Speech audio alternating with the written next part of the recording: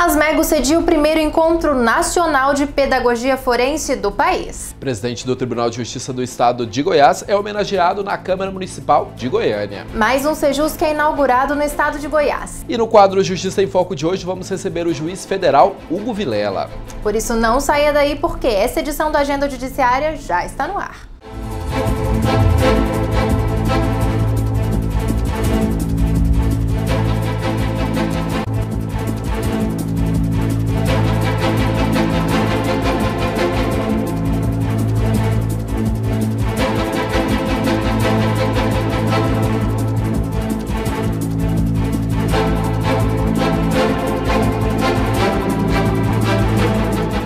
Olá, o Agenda Judiciária dessa semana começa mostrando para você que a Escola Judicial do Tribunal de Justiça do Estado de Goiás foi responsável por organizar o primeiro encontro nacional de pedagogia forense do Brasil. Acompanhe.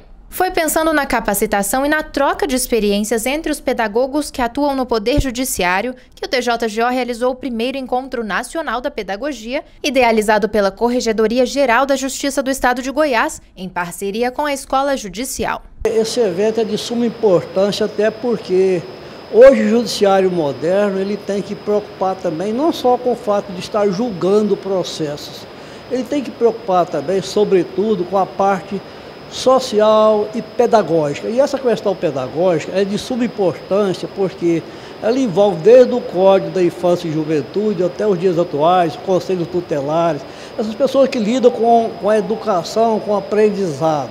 No encontro de Natal que nós tivemos, até nós cuidamos muito dessa parte pedagógica. E o próprio Pitágoras, 500 anos antes de Cristo, dizia que educai a criança e não será necessário punir o homem, né? Veja bem que se esse brocardo fosse aplicado severamente desde aquela época, certamente não teríamos presídio, não teríamos cadeia, né? Porque as pessoas seriam mais civilizadas. Né? Levar a educação em todos os seus sentidos para a área jurídica, já que a pedagogia inspira uma perícia na área educacional. E esse é o nosso foco, levar essa perícia na área educacional para o judiciário. O pedagogo é um dos mais novos profissionais a integrar o Poder Judiciário. No TJGO, o primeiro concurso foi feito em 2014 e supriu 21 vagas.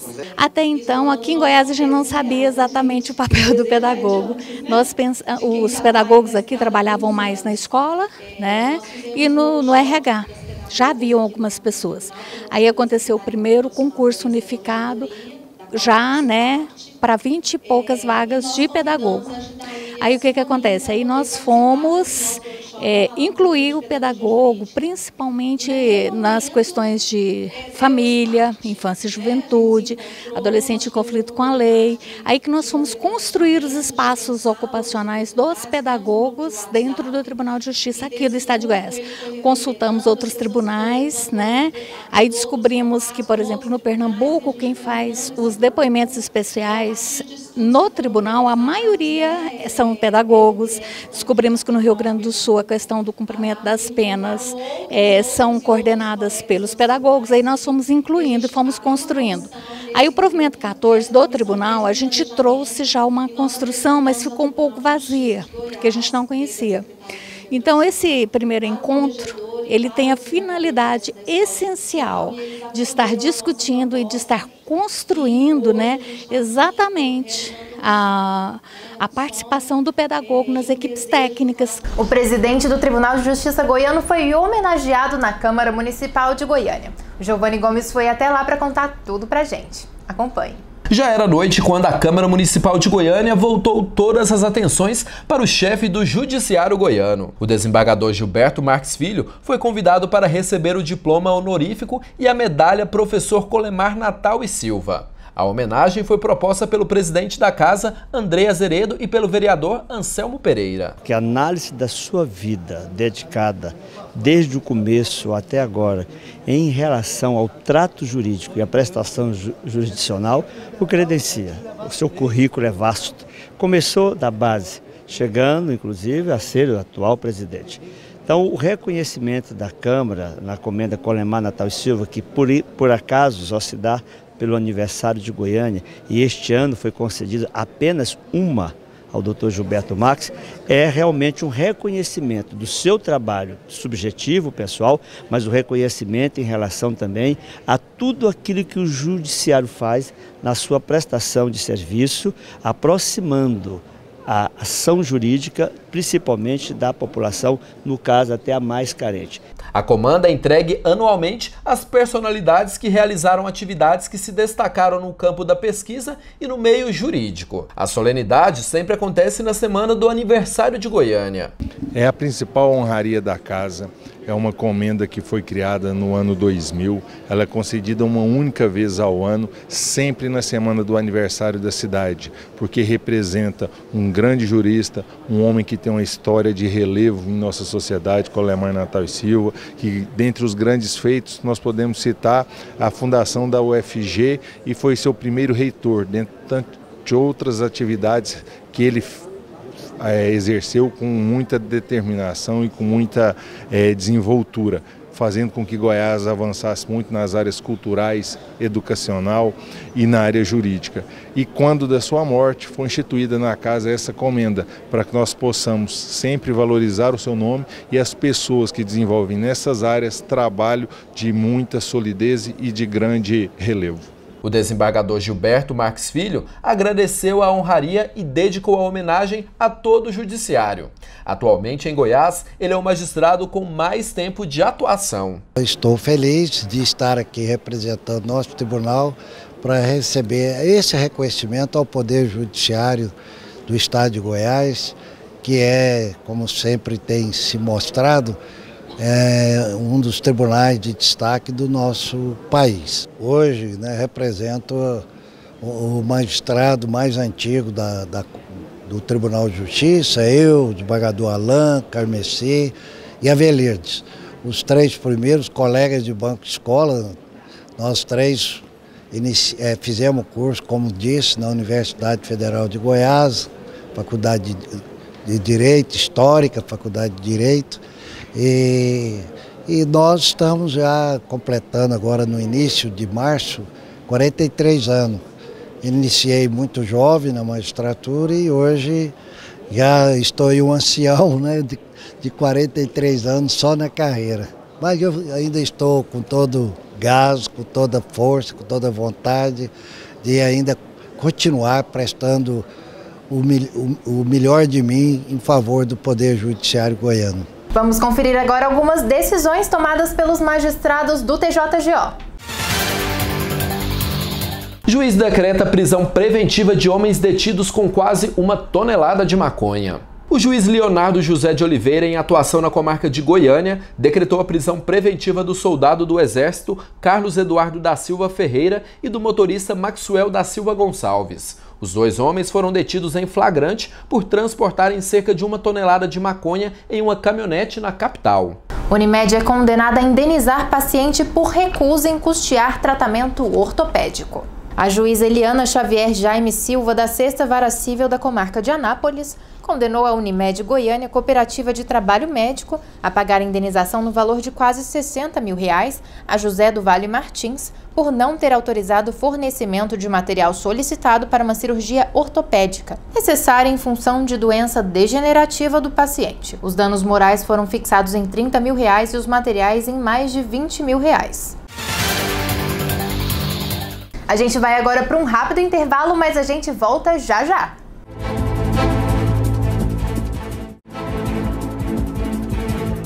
E o Agenda Judiciária está de volta e agora é hora do quadro Justiça em Foco. Olá, no Justiça em Foco de hoje nós estamos recebendo o juiz Hugo Vilela. Doutor, muito bem-vindo. Eu queria começar perguntando para o senhor o que é a judicialização da saúde, que muito tem se falado atualmente.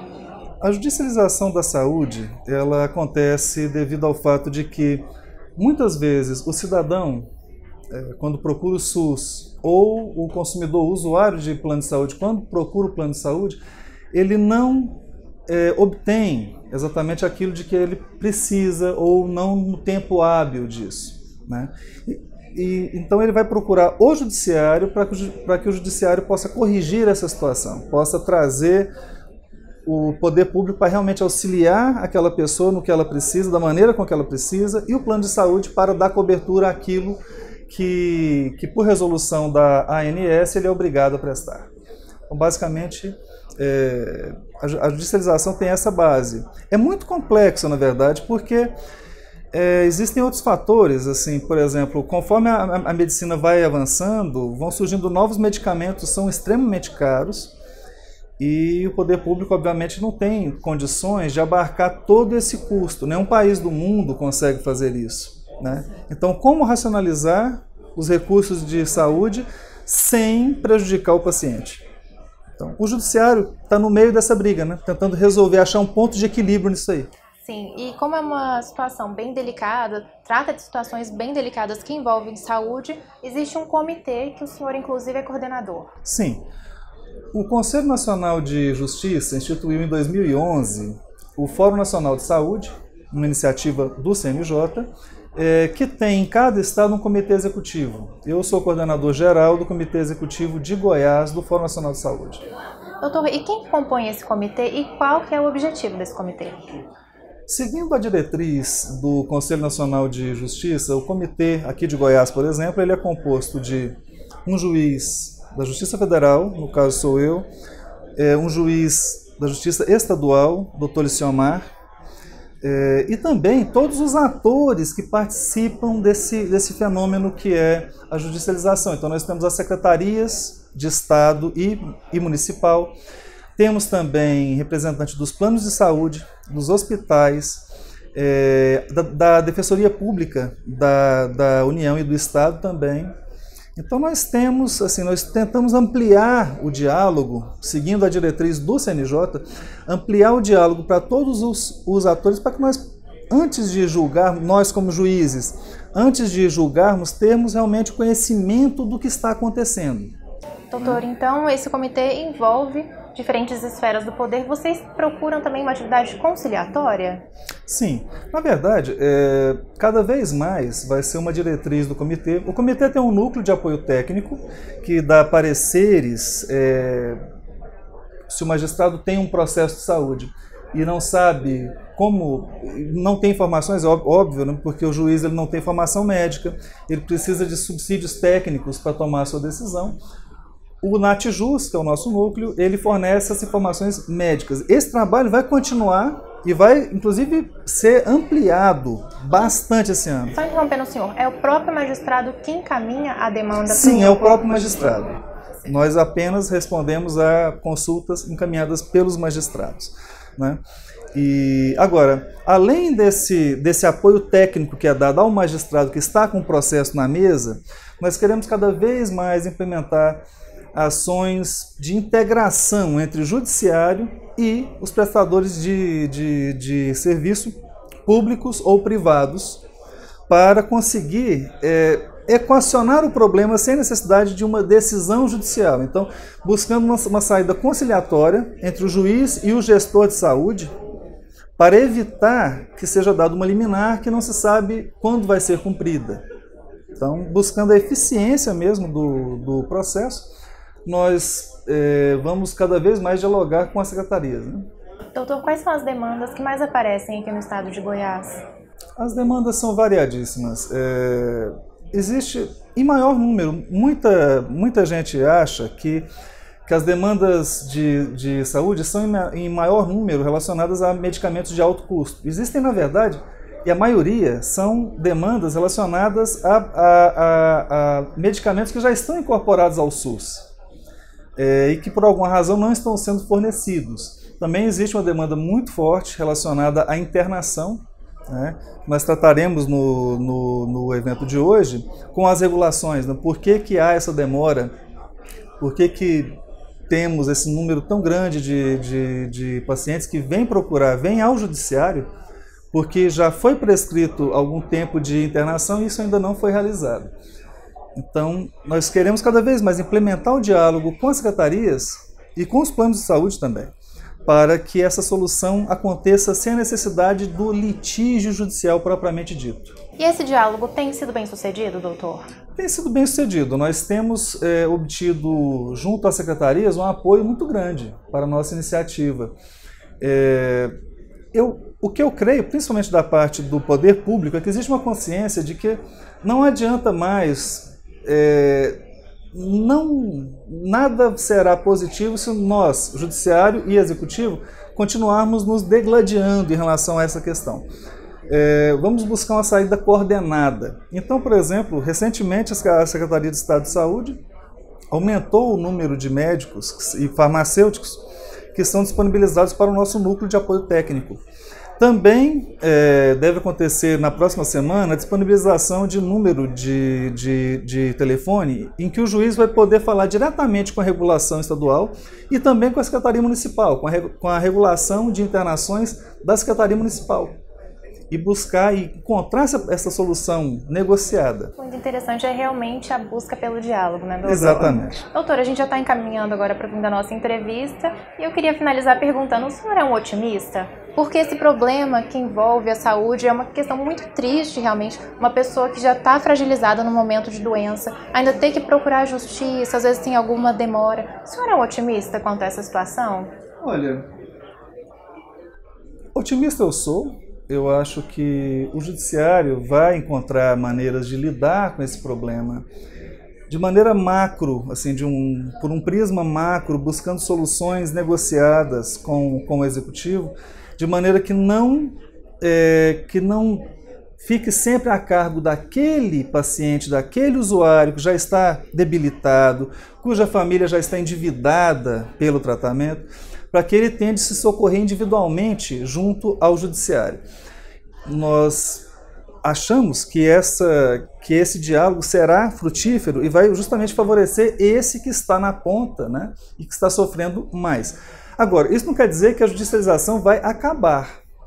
Pelo contrário, a medicina, a farmácia tem desenvolvido o parque farmacêutico, né, as descobertas do parque farmacêutico têm se multiplicado, de maneira que cada vez mais os remédios serão caros e serão customizados. Com o passar do tempo, aquele remédio de prateleira que qualquer pessoa compra, ele vai desaparecer. Vai ser manipulado um medicamento com o seu perfil genético. E imagine o custo disso. Muito mais alto. Então, vai continuar havendo essa litigiosidade, com certeza, mas nós queremos tornar o combate a essa litigiosidade mais efetivo e eu acho que com o diálogo entre as instituições isso vai ser conseguido. Com certeza, doutor. Eu queria agradecer a participação do senhor, parabenizar pela atividade do comitê e dizer que o nosso programa está sempre de portas abertas. Muito obrigado, da mesma forma. A gente agora vai para um rápido intervalo e a gente volta já já.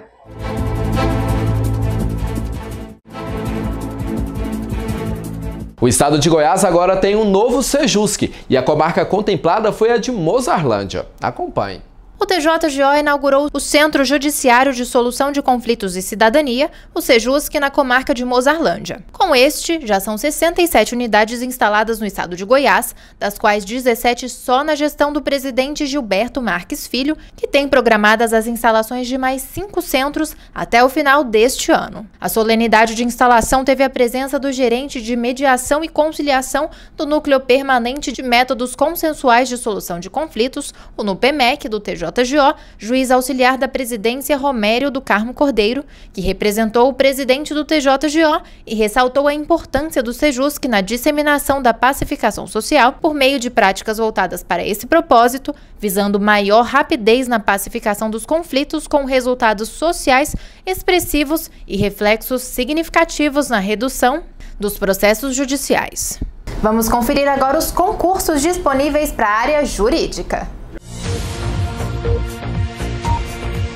O Conselho Regional de Corretores de Imóveis da 5ª Região de Goiás está com inscrições abertas até o dia 7 de novembro para o cargo de suporte técnico em Direito. Os interessados devem acessar o site www.quadrix.org.br.